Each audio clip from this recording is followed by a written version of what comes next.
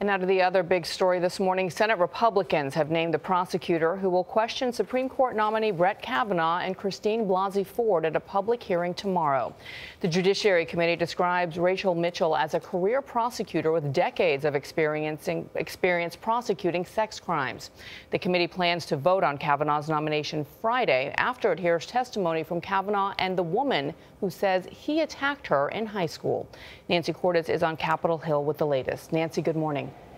Good morning. And Mitchell came recommended by Arizona Senator Jon Kyl. Arizona Republicans describe her to me as a longtime victims advocate and very even keel. Republicans will defer to her at the hearing tomorrow while Democrats ask their own questions. And Kavanaugh's future on the Supreme Court could hinge on what happens.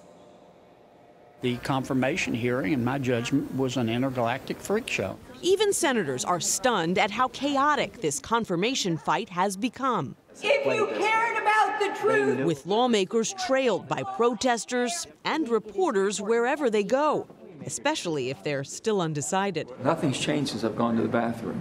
Tomorrow's hearing with Professor Blasey Ford and Judge Brett Kavanaugh will be high stakes and highly unusual. We have hired a female assistant. The 11 Republican men on the Senate Judiciary Committee have tapped a woman, Arizona prosecutor Rachel Mitchell, to ask questions for them.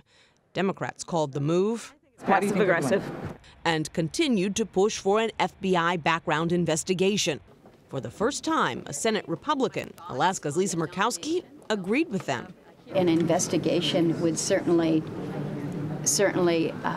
clear up some of the questions. But other Republicans are openly skeptical of Blasey Ford's story that Kavanaugh held her down and groped her at a high school party.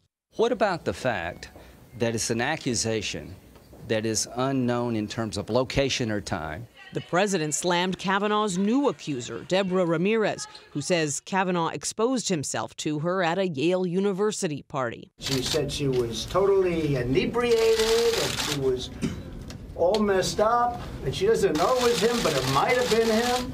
Lisa Calderon is close friends with Ramirez in Colorado. She could have left out the part of drinking to make herself seem a more sympathetic victim, but that tells me that she simply told the truth. Kavanaugh denies both Ford and Ramirez's accusations. Republicans say they reached out to Ramirez's attorney, but they haven't been forthcoming with the committee. We reviewed an email chain between the committee and Ramirez's lawyers, and what we found was that Republicans repeatedly refused to speak to the attorneys until those attorneys handed over all of their evidence in writing. Democrats say that kind of demand is unprecedented. John?